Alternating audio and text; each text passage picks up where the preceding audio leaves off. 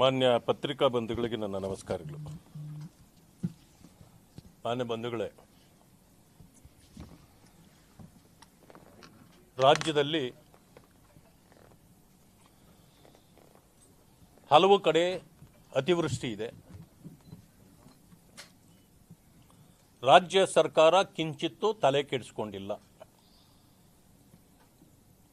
ಭಾರತೀಯ ಜನತಾ ಪಕ್ಷದ ಮುಖಂಡರು, ಅಧ್ಯಕ್ಷರು ಮತ್ತು ನಾನು, ವಿರೋಧ ಪಕ್ಷದ ನಾಯಕರಾಗಿರ್ತಕ್ಕಂಥ ಅಶೋಕ್ ಅವರು, ಸಿ ಟಿ ರವಿಯವರು ಮುಂತಾದ ಅನೇಕ ನಾಯಕರು ಎರಡು ತಂಡವಾಗಿ ಅತಿವೃಷ್ಟಿಯ ಪ್ರದೇಶಕ್ಕೆ ನಾವು ಹೋದ ಮೇಲೆ ಮಾನ್ಯ ಮುಖ್ಯಮಂತ್ರಿಗಳು ವಿಮಾನ ಹತ್ತಿದ್ರು, ಕೆಲವು ಘೋಷಣೆ ಮಾಡಿದರು. ಆದರೆ ಯಾವ ಘೋಷಣೆಗಳು ಕೂಡ ಜನರಿಗೆ ತಲುಪಿಲ್ಲ. ರಾಜ್ಯದಲ್ಲಿ ಈಗಾಗಲೇ ಗುಲ್ಬರ್ಗ,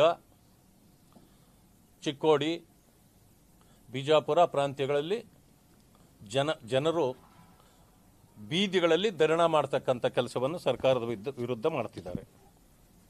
ಮತ್ತು ಕೆಲವು ಪ್ರದೇಶಗಳಲ್ಲಿ ಚಿಕ್ಕಬಳ್ಳಾಪುರ, ಚಿತ್ರದುರ್ಗ, ತುಮಕೂರಿನ ಭಾಗಗಳು ಮತ್ತು ಕೋಲಾರ ಮುಂತಾದ ಭಾಗಗಳಲ್ಲಿ ಅನಾವೃಷ್ಟಿ ಇದೆ. ಇದರ ಬಗ್ಗೆ ಕೂಡ ತಲೆ ಕೆಡಿಸ್ಕೊಂಡಿಲ್ಲ. ಇವುಗಳ ಮಧ್ಯದಲ್ಲಿ ರಸ್ತೆ ಗುಂಡಿಗಳಿಗೆ ಮಹತ್ವೇ ಕೊಡದ ಈ ಸರ್ಕಾರ, ಬಿಜೆಪಿ ಸರ್ಕಾರ ಸರಿಯಾಗಿ ಕೆಲಸ ಮಾಡಿದ್ದಿದ್ರೆ ಈ ಗುಂಡಿಗಳು ಬೀಳ್ತಿರಲಿಲ್ಲ ಅಂತ ಇವತ್ತು ಹೇಳಲಿಕ್ಕೆ ಪ್ರಾರಂಭ ಮಾಡಿದ್ದಾರೆ. ನಾವು ಸರ್ಕಾರ ಕಳ್ಕೊಂಡು 2.5 ವರ್ಷ ಆಗಿದೆ. ಗುಂಡಿಗಳು ಪ್ರತಿ ವರ್ಷವೂ ಕೂಡ ರಸ್ತೆಗಳಲ್ಲಿ ಗುಂಡಿ ಬರ್ತಕ್ಕಂಥದ್ದು ಸಹಜ ಮಳೆಗಾಲದಲ್ಲಿ. ಆದರೆ ಈಗಲೂ ನಮ್ಮದೇ ಸರ್ಕಾರ ಇದೆ ಅಂತ ಅವ್ರು ತಿಳ್ಕೊಂಡಿದ್ದಾರೆ.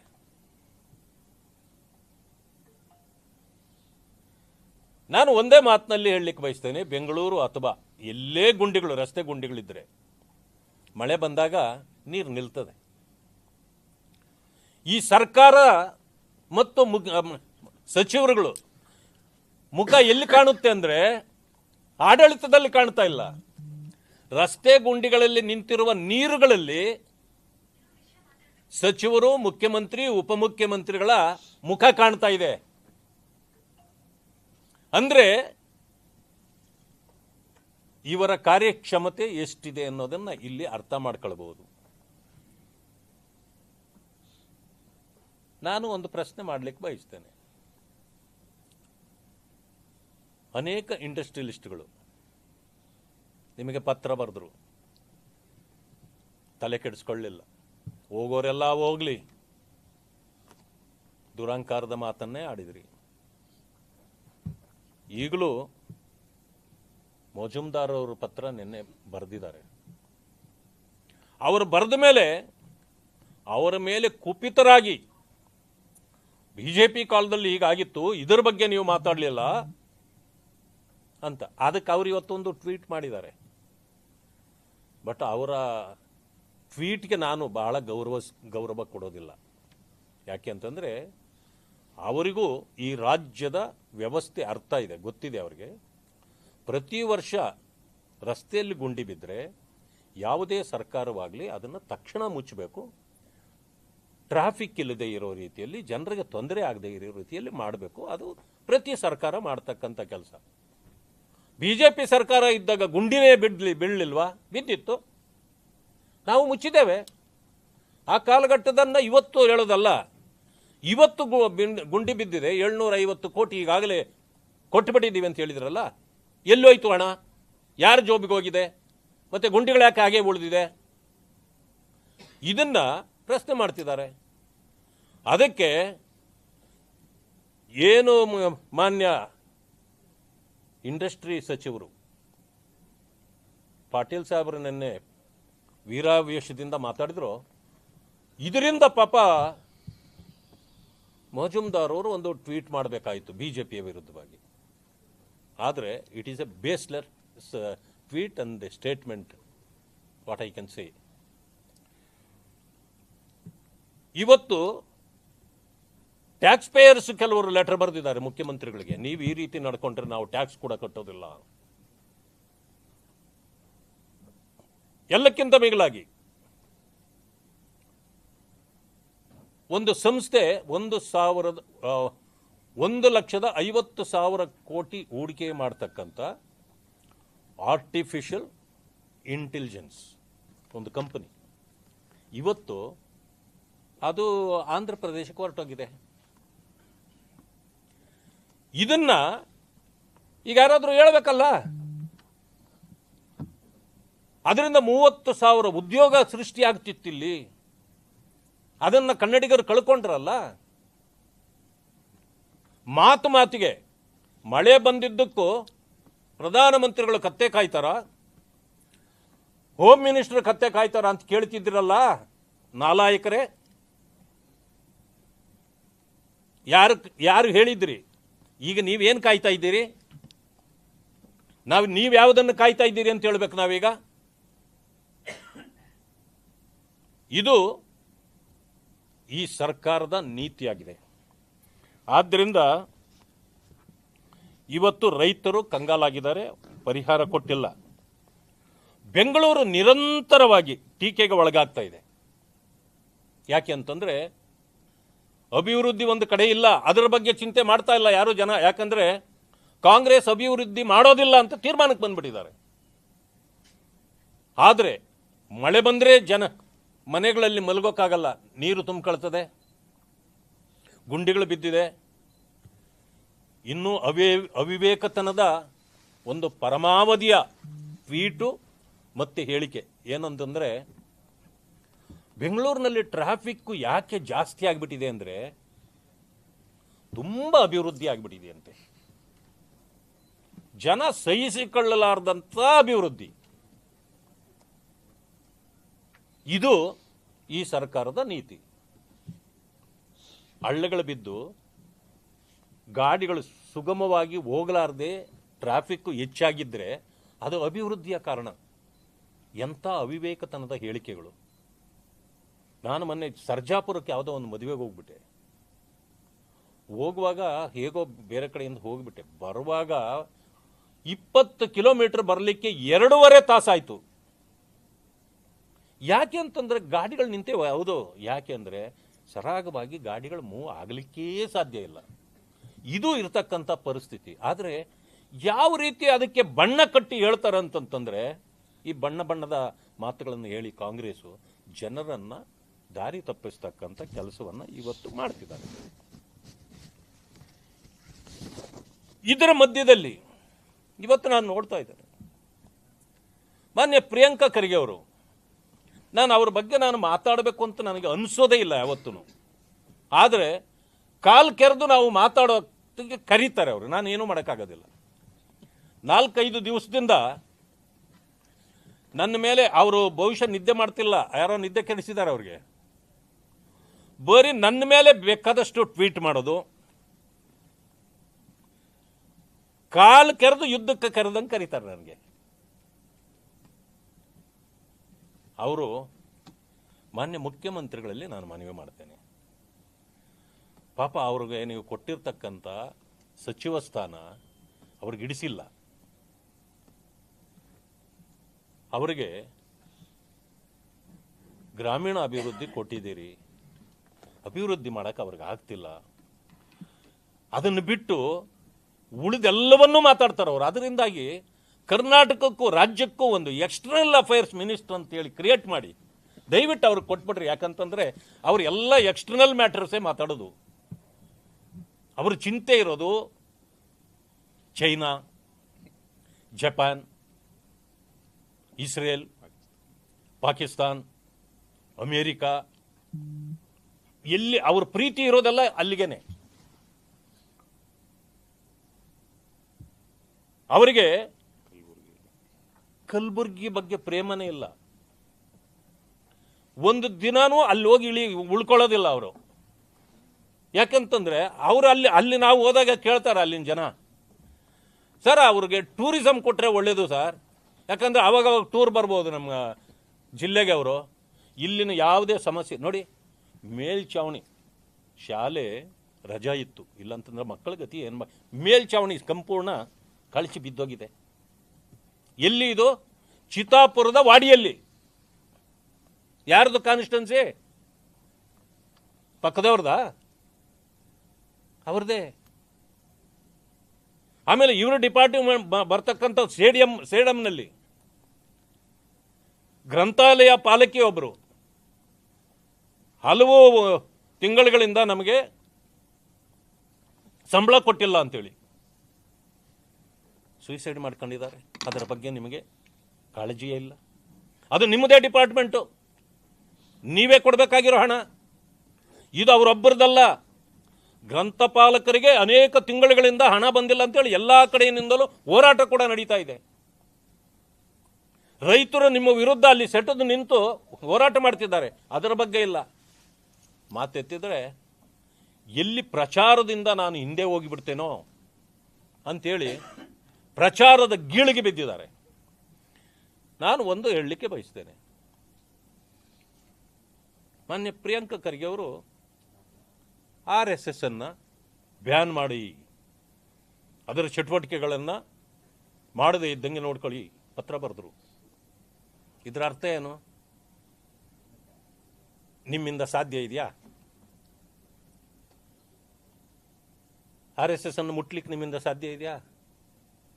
ಆಗಲ್ಲ ಅಂತ ನಿಮಗೂ ಗೊತ್ತು. ಆದರೆ ಪ್ರಚಾರ ಬೇಕು. ಹೆಡ್ಲೈನಲ್ಲಿ ನನ್ನ ಹೆಸರು ಬರಬೇಕು. ಆಯಿತು, ಮೊದಲ ದಿವಸ ಹೆಡ್ಲೈನಲ್ಲಿ ಬಂತು. ಎರಡನೇ ದಿವಸ ಅದು ಮುಚ್ಚೋಗ್ಬಾರ್ದಲ್ಲ. ನನ್ನ ಮೇಲೆ ಬೆದರಿಕೆ ಕರೆಗಳು ಬರ್ತಾ ಇವೆ. ನಾನು ಫೋನ್ ಆಫ್ ಮಾಡಿ ಇಟ್ಕೊಂಡಿದ್ದೀನಿ. ನಾನು ಬೆದರಿಕೆಗೆ ಜಗ್ಗೋದಿಲ್ಲ, ಬಗ್ಗೋದಿಲ್ಲ. ಆಯ್ತಪ್ಪ, ಹೆದರಿಕೆಗೆ ಜಗ್ಗೋದಿಲ್ಲ, ಬಗ್ಗೋದಿಲ್ಲ ಅಂತಂತಂದ್ರೆ ಇದನ್ನ ಯಾಕೆ ನೀವು ಪ್ರಶ್ನೆಳ್ತಾ ಇದ್ದೀರಿ? ಹೆದರಿಕೆ ನಿಮಗಿಲ್ಲ ಅಂತಂದ್ಮೇಲೆ ಅದರ ಬಗ್ಗೆ ಪ್ರಸ್ತಾಪನೆ ಬೇಕಿಲ್ಲಲ್ವಾ?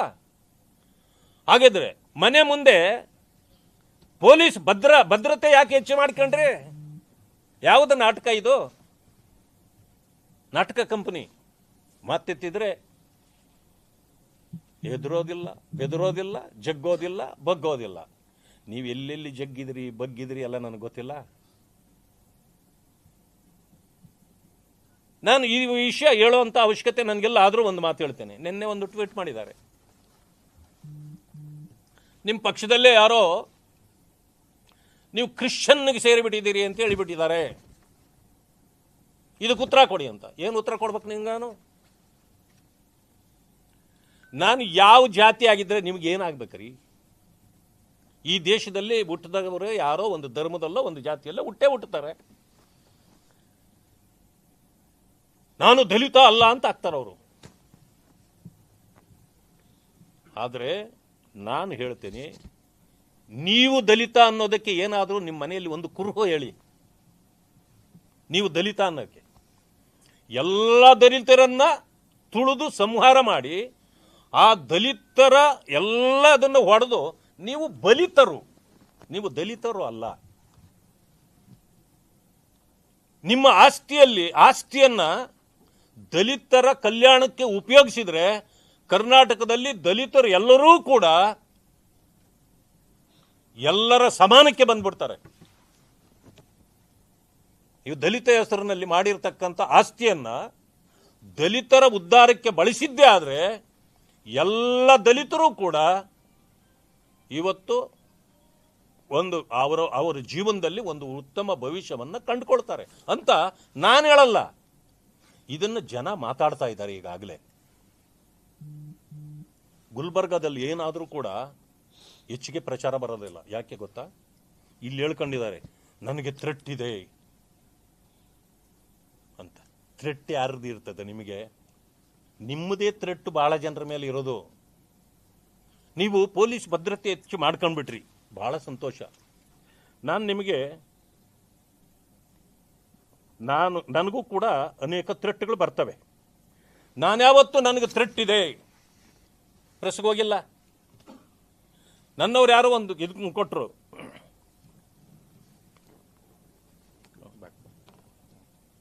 ಇಲ್ಲಿ ನೋಡಿ, ಇದು ವಾಟ್ಸಪ್ಪಲ್ಲಿ ಮೆಸೇಜ್ಗಳು ಬರೋದು ದೊಡ್ಡದಾಗಿ ಹಾಕಿದ್ದಾರೆ. ಏನು ಗೊತ್ತಾ? ಛಲವಾದಿ ನಾರಾಯಣ ಸ್ವಾಮಿ ಈ ST ಸೇರ್ಪಡೆಗೆ ವಿರೋಧ ಮಾಡಿದ್ರೆ ನಿನ್ನ ಜೀವಂತ ಸುಟ್ಟು ಬಿಡ್ತೇವೆ ಅಂತ ಹಾಕಿದ್ದಾರೆ.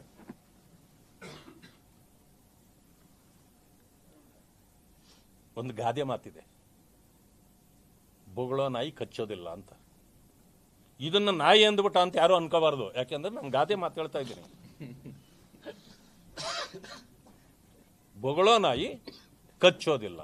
ಅದಕ್ಕೆ ನಾನು ಜಗ್ಗೋದಿಲ್ಲ ಬಗ್ಗೋದಿಲ್ಲ ಅಂತ ನಾನು ಹೇಳಲ್ಲ. ಇದನ್ನ ನಾನು ಕಂಡುಕೊಳ್ಳಕ್ಕೆ ಹೋಗಲ್ಲ. ಮಾಡೋನ್ ಸುಟ್ಟಾಕೋನಿದ್ರೆ ಸುಟ್ಟಾಕ್ತಾನೆ ಅವನು, ಸುಟ್ಟಾಕ್ಲಿ ಬಿಡು. ಆದ್ರೆ ಏನ್ರಿ ನಾಟಕ ಕಂಪನಿ ಇದೆಲ್ಲಾನು? ಇದೆಲ್ಲ ಪ್ರಚಾರಕ್ಕಾಗಿ ಸ್ಟಂಟ್ಗಳಿವು. ಒಂದನೇ ದಿನ ಹೋಯ್ತು ಹೆಡ್ಲೈನು, ಅರೆ ಎರಡನೇ ದಿನ ಇಟ್ಕೋಬೇಕು, ತಿರುಗಿ ನಾಳೆ ಮೂರನೇ ದಿನಕ್ಕೆ ಇಟ್ಕೋಬೇಕು. ಯಾಕೆ ಹೇಳಿ? ನೀವು ಮಾಡಿದ ಅನಾಹುತಗಳ ಬಗ್ಗೆ ಯಾರೂ ಮಾತಾಡಬಾರ್ದು, ಮರ್ತೋಗ್ಬೇಕು. ಗುಂಡಿಗಳು ಅಲ್ಲೇ ಬಿದ್ದಿರಲಿ, ಗುಂಡಿಗಳು ಬಗ್ಗೆ ಹೇಳೋದನ್ನ ಮರ್ತೋಗ್ಬಿಡ್ಬೇಕು. ಮಳೆ ಎಷ್ಟಾದರೂ ಬರಲಿ, ಜನರು ಹಾಳಾಗಿ ಹೋಗ್ಲಿ, ರೈತರು ಅದರ ಬಗ್ಗೆ ಮಾತಾಡೋದು ನಿಲ್ಲಿಸಬೇಕು. ಇಷ್ಟೇ ಇವರ ತಂತ್ರಗಾರಿಕೆ. ಮೂರನೇ ವಿಷಯಕ್ಕೆ ಬರ್ತೇನೆ ನಾನು. ಇಲ್ಲಿ ಎಂಥ ಒಂದು ಇದು ಅಡಗಿದೆ ಅಂತ ನಾನು ಹೇಳ್ತೇನೆ. RSS ದಲಿತ ವಿರೋಧಿನ? ಎಲ್ಲ ದಲಿತರನ್ನು ತಗೊಂಡಾಗ ಅರಬ್ಬಿ ಸಮುದ್ರಕ್ಕೆ ಹಾಕಿದ್ರ? ಡಾಕ್ಟರ್ ಬಾಬಾ ಸಾಹೇಬ್ ಅಂಬೇಡ್ಕರ್ ಅವರು ಒಂದು ಮಾತು ಹೇಳಿದ್ರು, ಈ ಕಾಂಗ್ರೆಸ್ ಪಕ್ಷ ಸುಡುವ ಮನೆ ದಲಿತರ ಪಾಳಿಗೆ, ದಲಿತರ ಪಾಲಿಗೆ ಸುಡುವ ಮನೆಯಾಗಿದೆ. ನಿಮ್ಮ ಭವಿಷ್ಯಗಳನ್ನ ಈ ಪಕ್ಷದಲ್ಲಿ ಇಲ್ಲ,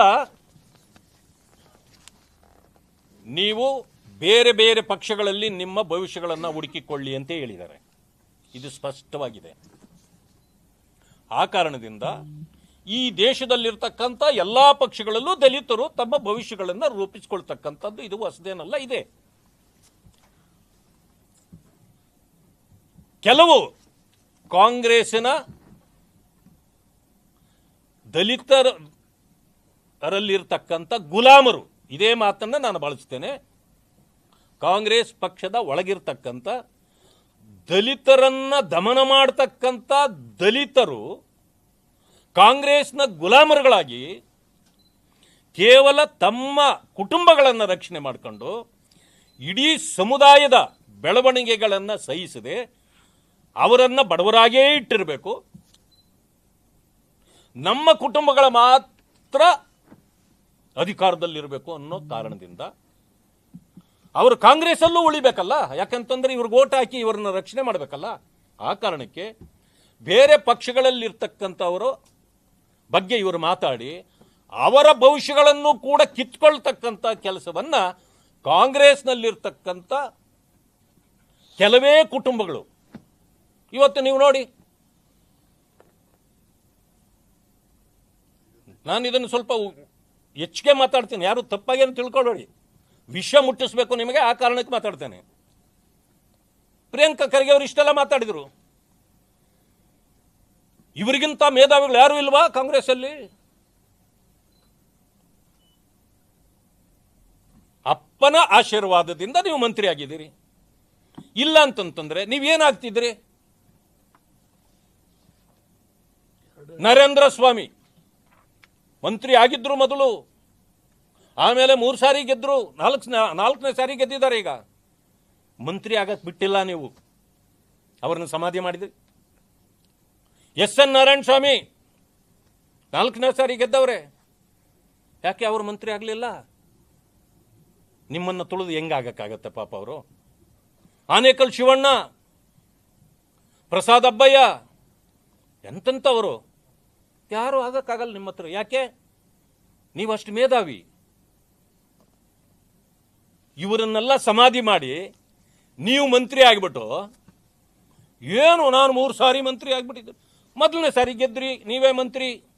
2ನೇ ಸಾರಿ ಗೆದ್ರಿ, ನೀವೇ ಮಂತ್ರಿ. ಇವ್ರು ಯಾರು ಆಗಲಿಲ್ಲ.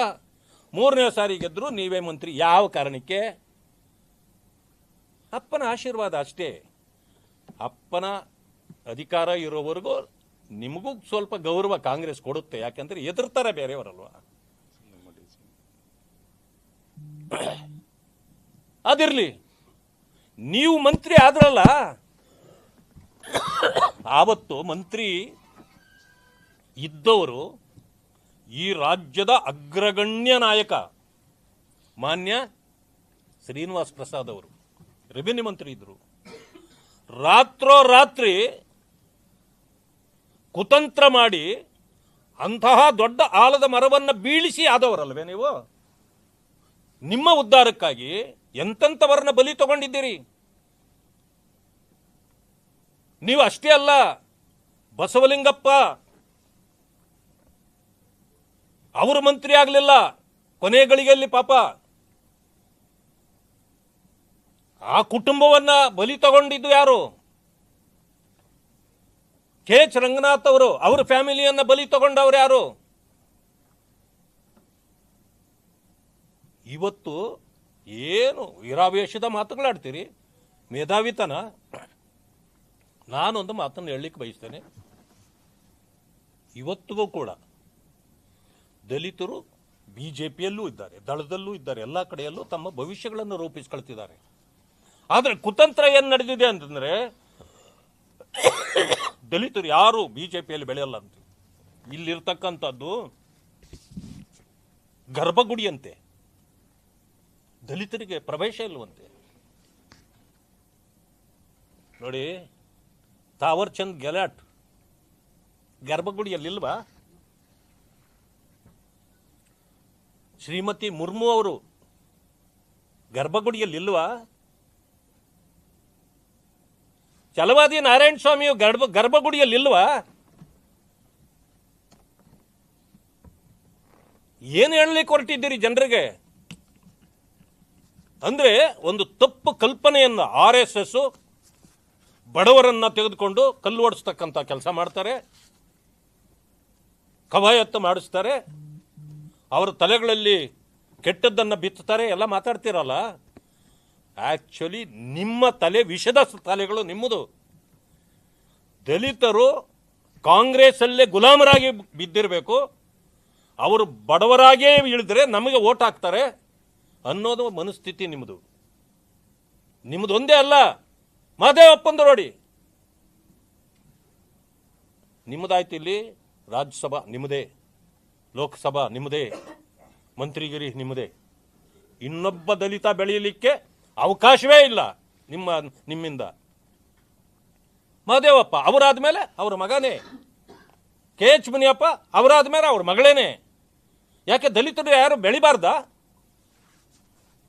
ಮಾನ್ಯ ಖರ್ಗೆ ಪ್ರಿಯಾಂಕಾ ಖರ್ಗೆ ಅವರೇ, ಮುಂದಿನ ತಿಂಗಳು ಏನೋ ರೀಶಫಲ್ ಆಗತ್ತಂತೆ, ನೋಡ್ಬಿಡೋಣ ನಿಮ್ಮದು. ನೀವು ದಲಿತರಿಗೆ ಬೇರೆ ಒಬ್ಬರಿಗೆ ಬಿಟ್ಕೊಟ್ಬಿಡಿ, ನೋಡೋಣ ನಾಳೆ. ಧಾರಾಳವಾಗಿ ತ್ಯಾಗ ಮಾಡಿಬಿಡಿ, ಇನ್ನೊಬ್ಬ ದಲಿತ ಮೇಲಕ್ಕೆ ಬರಲಿ ಅಂತ ನೋಡೋಣ ನಿಮ್ಮ ಇದನ್ನ.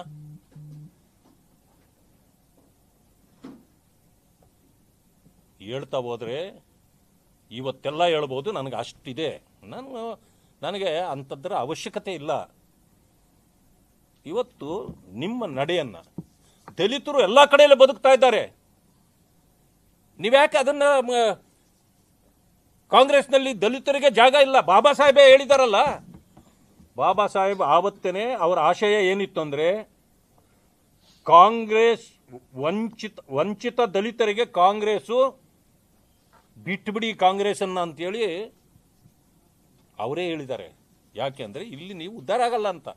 ಅದಕ್ಕೆ ಬೇರೆ ಕಡೆ ಬದುಕೋವರನ್ನ ನೀವು ಒಕ್ಕಲೆಬ್ಬಿಸ್ತಕ್ಕಂಥ ಕೆಲಸ ಯಾಕೆ ಮಾಡ್ತಿದ್ದೀರಿ? RSSನಲ್ಲೂ ದಲಿತರಿಗೆ ಭವಿಷ್ಯ ಇದೆ, ಆದರೆ RSS ಪ್ರಚಾರದ ಗೀಳಿಗೆ ಬೀಳಲ್ಲ, ಪ್ರಶ್ನೆಗೆ ಉತ್ತರ ಕೊಡಲ್ಲ. ನಾವೇನು ಮಾಡಲಿ ಅದಕ್ಕೆ? ಯಾಕೆ ಅಂತಂದ್ರೆ ಅವ್ರದ್ದು ಕಾಯಕವೇ ಉತ್ತರ, ಅವರ ಕೆಲಸವೇ ಉತ್ತರ. ಇವತ್ತು ನಾನು ಹೇಳಿದೆ ಮೊನ್ನೆನು, ಇಂಥ ಒಂದು ದೊಡ್ಡ ಸಂಘಟನೆ ಭಾರತದಲ್ಲಿ ಇಷ್ಟೊಂದು ಬೇರು ಮಟ್ಟದಲ್ಲಿ ಇಲ್ಲದೆ ಇದ್ದಿದ್ರೆ ಪಾಕಿಸ್ತಾನ, ಬಾಂಗ್ಲಾದೇಶ, ಭಾರತ ದೇಶ ಅಂತ ಹುಡುಕಬೇಕಾಗಿರಲಿಲ್ಲ, ಎಲ್ಲವೂ ಒಂದೇ ಇರ್ತಿತ್ತು. ಆದರೆ ಅದು ಭಾರತ ಅಂತ ಇರ್ತಿರ್ಲಿಲ್ಲ. ಅದಕ್ಕೆ ಅವತ್ತು ಹೇಳಿದ್ದೆ, RSS ಚಡ್ಡಿ ಚಡ್ಡಿ ಚಡ್ಡಿ ಸಂಘಟನೆ ಅಂತೀರಿ. ನಾನು ಅದನ್ನೇ ಹೇಳಿದೆ ನಿಮಗೆ. ಒಂದು ಸಮಯ RSS ಎಷ್ಟು ಗಟ್ಟಿಮುಟ್ಟಾಗಿ ಇಲ್ಲದೇ ಇದ್ದಿದ್ರೆ ನಿಮ್ಮ ಚಡ್ಡಿಯನ್ನು ನಾವು ಪಾಕಿಸ್ತಾನದಲ್ಲಿ ಹುಡುಕಬೇಕಾಗಿತ್ತು. ಆದರೆ ಇವತ್ತು ಇಷ್ಟೊಂದು ಸುಭದ್ರ ದೇಶವಾಗಿ ಇಷ್ಟು ಗಟ್ಟಿತನದಿಂದ ಎಲ್ಲರನ್ನೂ ಕೂಡಿಸಿ ತೆಗೆದುಕೊಂಡು ಹೋಗ್ತಕ್ಕಂಥ ಶಕ್ತಿ ಇವತ್ತು ಭಾರತೀಯ ಜನತಾ ಪಕ್ಷಕ್ಕಿದೆ. ನೀವು RSS ಬ್ಯಾನ್ ಮಾಡಿಬಿಡಿ ಹೇಳ್ತೀರಿ, ನೀವು ಹೇಳ್ಕೊಳ್ಳಿ, ನಮಗೇನು ಚಿಂತೆ ಇಲ್ಲ. ಕಾಂಗ್ರೆಸ್ಸನ್ನು ಬ್ಯಾನ್ ಮಾಡಿಬಿಡಿ ಅಂತ ನಾನು ಹೇಳಲ್ಲ, ಅದು ದೇಶದ ಜನರೇ ತೀರ್ಮಾನ ಮಾಡಿಬಿಟ್ಟಿದ್ದಾರೆ. ನಿಮ್ದು ಎಲ್ಲೆಲ್ಲಿ ಹೆಂಗೆ ಬ್ಯಾನ್ ಆಗ್ತಾ ಇದೆ ನೋಡ್ತಾ ಇದ್ದೀರಲ್ಲ, ಎಲ್ಲ ಕಡೆಯಿಂದನೂ ಜನ ಬ್ಯಾನ್ ಮಾಡ್ತಾ ಇದ್ದಾರೆ ನಿಮ್ಮನ್ನ. ನಾವು ಹೆಚ್ಚಾಗಿ ಏನೋ ನೀವು ಹೇಳ್ತೀರಿ ಅಂತೇಳಿ ನಿಮಗೆಲ್ಲದಕ್ಕೂ ಉತ್ತರ ಕೊಡೋಂಥ ಅವಶ್ಯಕತೆ ಇಲ್ಲ. ಆದರೆ ನಾನು ಒಂದು ಮಾತನ್ನು ಹೇಳ್ತೇನೆ, ನೀವು ಕಾಂಗ್ರೆಸ್ಸು ಅಂಬೇಡ್ಕರ್ ವಿರೋಧಿ, ದಲಿತ ವಿರೋಧಿ ಇದೆ. ಆ ಕಾರಣದಿಂದಲೇ ಇವತ್ತು ದಲಿತರು ಎಚ್ಚೆತ್ತುಕೊಂಡಿದ್ದಾರೆ. ಎಲ್ಲ ಪಕ್ಷಗಳಲ್ಲೂ ತಮ್ಮ ಭವಿಷ್ಯಗಳನ್ನು ರೂಪಿಸಿಕೊಳ್ಳುವ ಕೆಲಸ ಮಾಡ್ತಿದ್ದಾರೆ. ದಯವಿಟ್ಟು ಅವರನ್ನು ಒಕ್ಕಲಬ್ಬಿಸ್ತಕ್ಕಂಥ, ಆ ಪಕ್ಷಗಳಲ್ಲಿ ಅವರ ಭವಿಷ್ಯವನ್ನು ಹಾಳು ಮಾಡ್ತಕ್ಕಂಥ ಹೇಳಿಕೆಗಳನ್ನು ಕೊಡಬೇಡಿ. ನೀವು ಮಾಡ್ತಕ್ಕಂಥ ಈ ದಲಿತ ವಿರೋಧಿ ನೀತಿಗಳಿಂದ ಆ ಪಕ್ಷಗಳಲ್ಲಿ ಕೂಡಿಸ್ಕೊಂಡಿರ್ತಕ್ಕಂಥ ಆ ದಲಿತ ನಾಯಕರಿಗೆ ತೊಂದರೆ ಮಾಡ್ತಕ್ಕಂಥ ಕೆಲಸವನ್ನು ನೀವು ಮಾಡ್ತಾ ಇದ್ದೀರಿ. ನಿಮ್ಮ ಹೇಳಿಕೆಗೆ ಯಾರೂ ನಿಮ್ಮಿಂದ ಬೇರೆ ಪಕ್ಷಗಳನ್ನು ಬಿಟ್ಟು ನಿಮ್ಮಲ್ಲಿ ಓಡಿ ಬರೋದಿಲ್ಲ.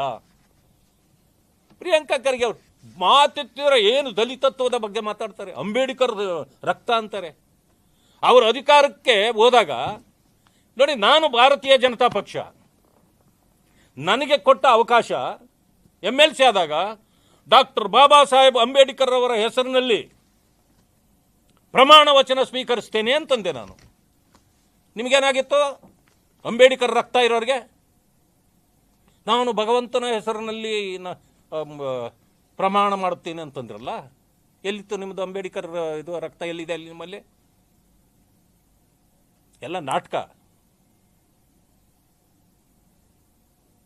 ರಾತ್ರಿ ಎಲ್ಲ ಹಿಂದೂ ಪೂಜೆಗಳು, ಹಗಲಲ್ಲಿ ಬೌದ್ಧನ ಹೆಸರು. ಒಂದೇ ಒಂದು ದಲಿತತ್ವ ಆಗಲಿ ಹಿಂದುತ್ವದ ಇದು ಕುರುಹು ಅಲ್ಲಿ ಇಲ್ಲವೇ ಇಲ್ಲ. ಬಟ್ ಎಲ್ಲರನ್ನೂ ಕೀಳಾಗಿ ಮಾತಾಡ್ತಕ್ಕಂಥದ್ದು, ಇದನ್ನು ಬಿಟ್ಟುಬಿಡಿ. ನನಗೆ ನಿಮ್ಮ ಮೇಲೂ ಗೌರವ ಇದೆ, ನಿಮ್ಮ ತಂದೆಯವರ ಮೇಲೆ ಗೌರವ ಇದೆ. ಅದಕ್ಕೆ ಹೇಳ್ತಿದ್ದೇನೆ. ಯಾಕೆ ಅಂತಂದರೆ, ನಿಮ್ಮ ತಂದೆಯವರು ನಿಮ್ಮಷ್ಟು ಯಾವತ್ತೂ ಈ ಕೀಳು ಭಾಷೆಗಳನ್ನು ಬಳಸ್ತಾ ಇರಲಿಲ್ಲ. ಈ ರೀತಿಯ ಸಣ್ಣತನಕ್ಕೆ ಅವರು ಇಳಿದಿರಲಿಲ್ಲ. ಬಟ್ ಇವತ್ತು ಅವರು ದೊಡ್ಡ ಸ್ಥಾನದಲ್ಲಿದ್ದಾರೆ. AICC ಅಧ್ಯಕ್ಷರು ಅಂದರೆ ತಮಾಷೆ ಅಲ್ಲ, ಅಂಥ ಸ್ಥಾನಕ್ಕೆ ಅವರು ಹೋಗಿದ್ದಾರೆ. ಅವರ ಹೆಸರಿಗೆ ಮಸಿ ಬೆಳೆಯತಕ್ಕಂಥ ಕೆಲಸವನ್ನು ನೀವು ಮಾಡ್ತಿದ್ದೀರಿ. ಭವಿಷ್ಯ ನಿಮ್ಮನ್ನು ಸಹಿಸಿಕೊಳ್ಳೋದು ಬಹಳ ಕಷ್ಟ ಆಗಿದೆ ಅವರಿಗೆ.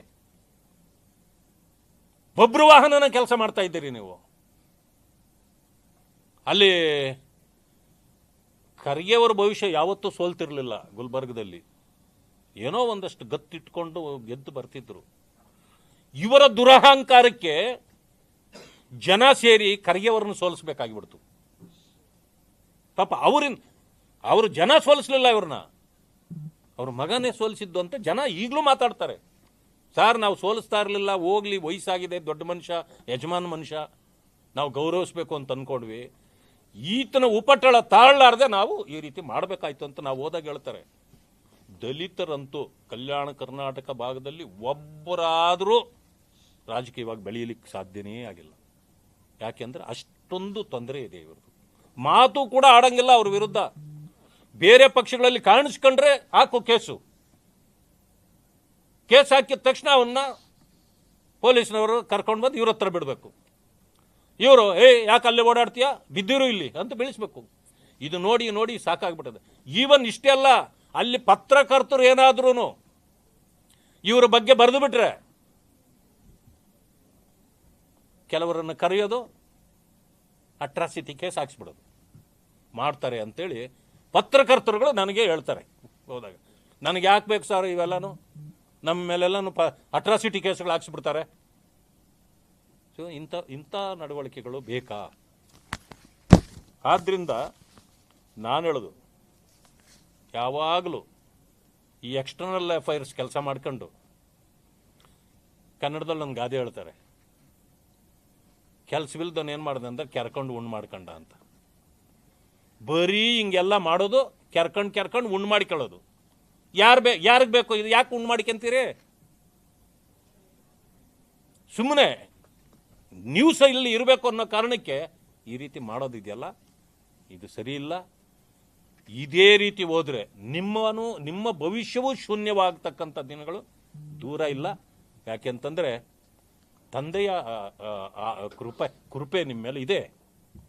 ಆ ಕಾರಣಕ್ಕೆ AICC ಅಧ್ಯಕ್ಷರು ಆಗಿರೋದಕ್ಕೆ ಇಲ್ಲಿ ನಿಮ್ಮ ಕಾಂಗ್ರೆಸ್ನಲ್ಲೇ ಇರತಕ್ಕಂಥ ಕೆಲವು ನಾಯಕರು ನಿಮ್ಮ ಜೊತೆಯಲ್ಲಿ ನಿಮ್ಮ ಮುಂದೆ ಚೆನ್ನಾಗಿರ್ಬೋದು. ನಿಮ್ಮಿಂದೆ ಅವ್ರು ಏನು ಮಾತಾಡ್ತಾರಂತ ನನಗೆ ಚೆನ್ನಾಗಿ ಗೊತ್ತಿದೆ. ಅವರು ಅಲ್ಲಿ ಆ ಸ್ಥಾನ ಪಲ್ಲಟವಾದರೆ ನಿಮ್ಮ ಪರಿಸ್ಥಿತಿ ಏನಾಗುತ್ತೆ ಅಂತ ನಿಮ್ಮ ಭವಿಷ್ಯವನ್ನು ನೀವೇನೇ ಆಮೇಲೆ ನೋಡ್ಕೊಳ್ಳಿರಿ. ಜನರ ಕೆಲಸ ಮಾಡಿ, ಒಂದು ಅವಕಾಶ ಸಿಕ್ಕಿದೆ, ಎಲ್ಲರ ಕೆಲಸ ಮಾಡಿ. ಈ ಕಾಂಟ್ರವರ್ಸಿಗಳಿಗೆ ಹೋಗಬೇಡಿ. ನೀವೇನು ಹೇಳಿಕೆ ಕೊಂಡು ನಮಗೇನು ಚಿಂತೆ ಇಲ್ಲ, ಆದರೆ ದಲಿತರನ್ನು ಒಕ್ಕಲೆಬ್ಬಿಸೋ ಕೆಲಸ ಮಾಡ್ತಾ ಇದ್ದೀರಿ. ನಿಮ್ಮನ್ನು ಯಾರೂ ನಂಬಲ್ಲ. ನಿಮ್ಮನ್ನೆಲ್ಲ ಬಿಟ್ಟು ಬಂದ ಮೇಲೇ, ದಲಿತರೆಲ್ಲ ಬಿಟ್ಟು ಬೇರೆ ಕಡೆ ಬಂದ ಮೇಲೇ ನಿಮ್ಮ ಪರಿಸ್ಥಿತಿ ಕಾಂಗ್ರೆಸ್ದು ಹಿಂಗಾಗಿರೋದು. ಇದನ್ನು ಅರ್ಥ ಮಾಡ್ಕೊಳ್ದಿರ ಏನೆಲ್ಲ ಮಾಡಕ್ಕೆ ಹೋಗ್ತಾ ಇದ್ದೀರಿ. ಅದಕ್ಕೆ ಹೇಳ್ತಾರೆ, ಕೊಟ್ಟ ಕುದುರೆಯನ್ನು ಏರದವ ವೀರನೋ ಅಲ್ಲ ಶೂರನೋ ಅಲ್ಲ, ಪ್ರಚಾರ ಪ್ರಿಯನೋ ಅಷ್ಟೇ. ನಾನು ಅದಕ್ಕಿಂತ ಹೆಚ್ಚಿಗೆ ಏನು ಹೇಳಲಿಕ್ಕೆ ಇಷ್ಟಪಡೋದಿಲ್ಲ. ಅವ್ರಿಗೆ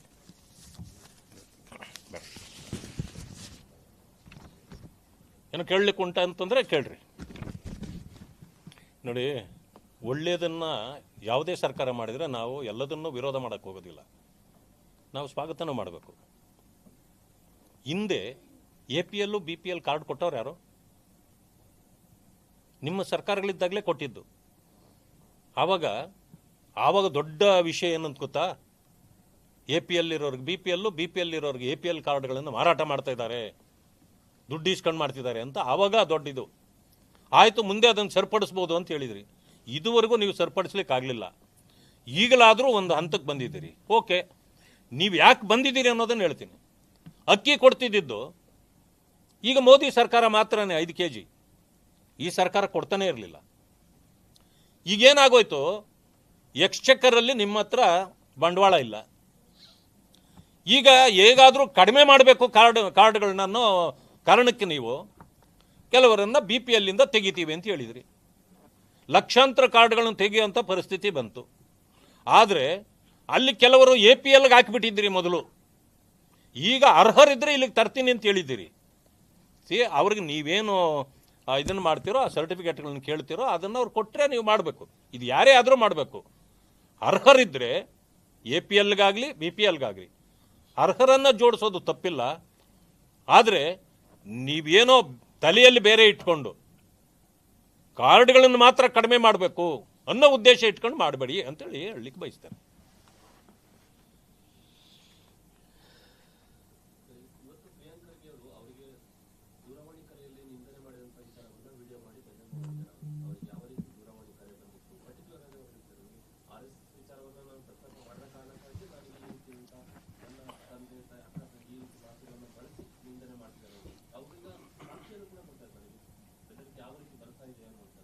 ನಿನ್ನೆಲ್ಲ ಮೊನ್ನೆ ಒಂದು ಸ್ಟೇಟ್ಮೆಂಟ್ ಮಾಡಿದೆ ಅವ್ರ ವಿರುದ್ಧ ನಾನು, RSS ವಿಚಾರದಲ್ಲಿ. ನನಗೆ RSS ಬಗ್ಗೆ ಅವ್ರು ಮಾತಾಡಲಿ, ಅವ್ರಿಗೆ ಈಸ್ ಹ್ಯಾವಿಂಗ್ ಎ ಫ್ರೀಡಮ್. ಇದನ್ನು ಫ್ರೀಡಮ್ ಕೊಟ್ಟಿರೋದು ಯಾರು ಗೊತ್ತಾ? ಅದೇ ಬಾಬಾ ಸಾಹೇಬ್ ಅಂಬೇಡ್ಕರ್ ಅವರೇ ಕೊಟ್ಟಿರೋದು. ಕಾಂಗ್ರೆಸ್ ವಿರುದ್ಧ ಮಾತಾಡಿರೋದು ಬಾಬಾ ಸಾಹೇಬ್ ಅಂಬೇಡ್ಕರ್ ಅವರೇ. ಈ ಫ್ರೀಡಮ್ ಅವ್ರು ಕೊಟ್ಟವರಲ್ಲ, ಅದು ಮಾತಾಡಲಿ, ನನಗೇನು ಚಿಂತೆ ಇಲ್ಲ.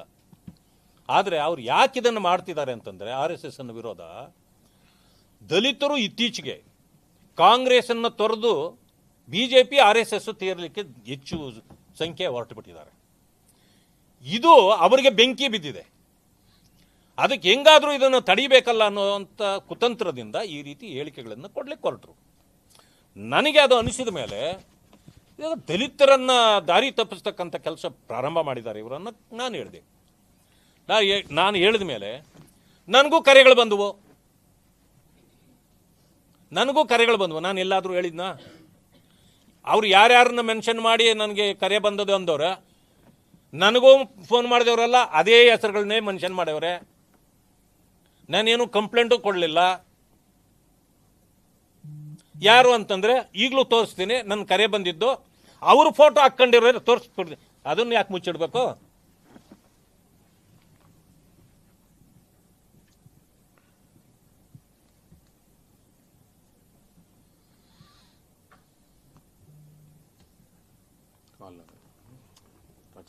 ಇದರಲ್ಲಿ ಇದು ಬರಲ್ಲ. ಇನ್ನೊಂದು ವಾಟ್ಸಪ್ಪಲ್ಲಿ ಇಲ್ಲ, ವಾಟ್ಸಪ್ಪಲ್ಲಿ ಬಂದಿಲ್ಲ. ಅದು ವಾಟ್ಸಪ್ಪಲ್ಲಿ ಬಂದಿಲ್ವಾ? ಈಗಲೂ ಹಾಕಿದ್ರೆ ಬರುತ್ತೆ ರೀ. ಟ್ರೂ ಕಾಲರಲ್ಲಿ ಹಾಕಿ ಚೆಕ್ ಮಾಡಿದೆ. ನಾನು ಈಗಲೂ ಚೆಕ್ ಮಾಡ್ತೀನಿ.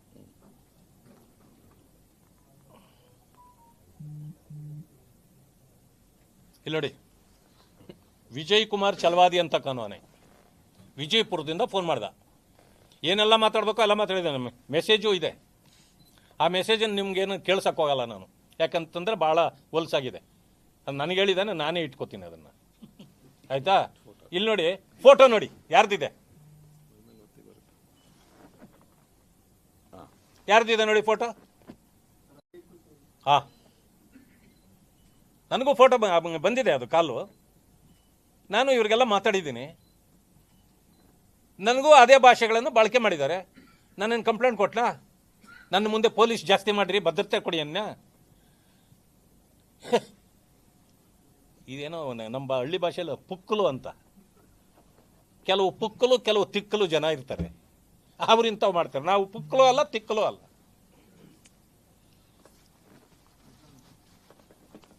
ಏನೇ ಬಂದರೂ ಪಬ್ಲಿಕ್ ಲೈಫ್ ಇದು, ಎದುರಿಸಬೇಕು. ಹೇಳಿದ ಮೇಲೆ ಗಂಡಸ್ತನದಿಂದ ನಿಗ್ರಹಿಸಬೇಕು. ಇಲ್ಲಂತಂದ್ರೆ ಯಾಕೆ? ಎಲ್ರಿಗೂ ಬರ್ತವೆ.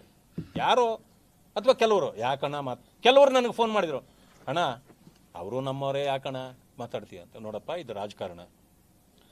ನನ್ನ ಪಕ್ಷದ ಸಿದ್ಧಾಂತ ವಿಷಯಗಳನ್ನು ಹೇಳೋದು ನನ್ನ ಧರ್ಮ, ಅವರು ಹೇಳೋದು ಅವ್ರ ಧರ್ಮ. ಆಮೇಲೆ ವಿಶೇಷವಾಗಿ ಸಚಿವರಾಗಿದ್ದರೆ ಅವರ ವಿರುದ್ಧ, ಅವರ ಬಗ್ಗೆ ಯಾರು ಬೇಕಾದರೂ ಮಾತಾಡ್ಬೋದು. It is a public office. ನಾನು ವಿರೋಧ ಪಕ್ಷದ ನಾಯಕನಾಗಿದ್ದೀನಿ, ನಂದು ಪಬ್ಲಿಕ್ ಆಫೀಸೇ. ನಾನೇನಾದರೂ ಮಾಡಿದ್ರೆ ಎಲ್ಲರೂ ಮಾತಾಡ್ಬೋದು. ನನಗೆ ಯಾಕೆ ಅವನು ಫೋನ್ ಮಾಡ್ದ ಅಂತಂತ ನನಗೆ ಯಾಕೆ ಅವನು ಫೋನ್ ಮಾಡ್ದ ಅನ್ನಂಗಿದ್ರೆ ನಾನು ಆ ಸ್ಥಳದಲ್ಲಿ ಇರಬಾರ್ದು.